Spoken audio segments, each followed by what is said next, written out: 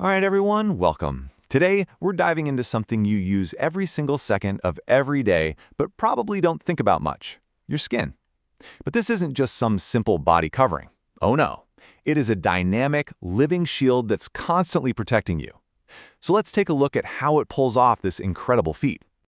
I want you to think of your skin like the ultimate protective wall, right? It's defending the city, that's you, from everything the outside world throws at it. But here's the thing that's so amazing. Unlike a brick wall, this one is alive. It gets weathered, it takes damage, but it's constantly, and I mean constantly, rebuilding itself from the inside out. So, the big question is, how? How does this living wall keep making new bricks and mortar to stay so tough?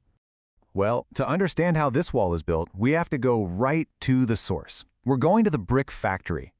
We're heading all the way down to the very foundation of your skin, the deepest layer, because that's where this whole incredible journey kicks off.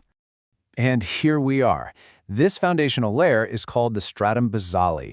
Now, this is the deepest part of your epidermis, and it is the official starting point for the entire process of skin renewal, a process with a fancy name, keratinization. This right here is ground zero for every single new skin cell you will ever make. So, what's the engine that drives this whole factory?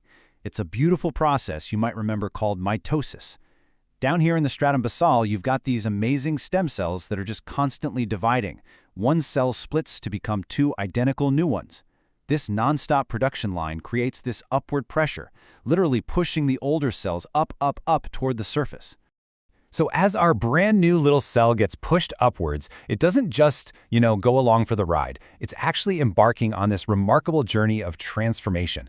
It's going to change, it's going to mature, and ultimately it's going to make a huge sacrifice to become part of that protective shield we were talking about. Okay, next stop on our cell's journey. It's now been pushed up into the next layer up, which is called the stratum spinosum. And this is where our little brick starts getting packed with all of its core materials. So here in the stratum spinosum, the cell's main job is to start making and storing massive amounts of this really tough fibrous protein called keratin. At the same time, it starts storing lipids, fats. So think of it like this. The keratin is going to become the strong brick, and those lipids, they'll eventually act as the waterproof mortar that holds the whole wall together. Pretty clever, right? After it's done its job in the spinosome, our cell arrives at a really critical transition zone, the stratum granulosum.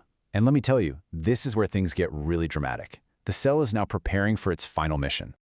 This is where we see the big sacrifice. The cell starts to flatten out, and these special protein granules called keratohyalin show up to help organize all those keratin fibers. And then, the cell makes its ultimate contribution. It starts to die. It systematically breaks down its own nucleus, its own organelles, leaving behind nothing but a tough, flat, dead package of pure keratin. And just like that, our cell has completed its transformation. It's not a living, functioning cell anymore. Instead, it's a perfectly designed, non-living building block. It has now arrived at its final post, the outermost surface of the skin. So welcome to the stratum corneum. This is it. This is the great wall we've been talking about. It's the part of your skin you can actually see and touch, the absolute front line of your body's entire defense system. I mean, look at this thing. It's this dense, incredible barrier made of about 25 layers of these dead, keratin-filled cells. At this point, we call them cornified cells. They are packed in, super tight, they're waterproofed, and they form this amazingly tough and resilient shield that protects all the living, vulnerable tissue underneath. Okay, but wait a second. We have this constant production line, pushing millions of new cells up to the surface every single day. They form the wall, they do their job, and then what? Where do all of these old dead cells eventually go? Well, the answer is a process called desquamation.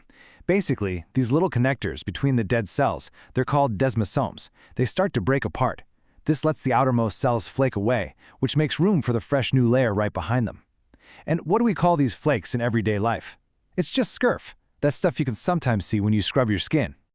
So now that we've followed the absolutely incredible journey of a single skin cell from its birth to the moment it flakes away, let's just zoom out for a second and look at the big picture, the full timeline, and the whole purpose of this constant beautiful cycle. The entire process we just walked through, from a new cell being born way down in the stratum basale, traveling up through all those layers, and finally being shed from the very top, takes on average about 6 to 8 weeks. That's it. So what? Why does this constant 8-week cycle matter so much?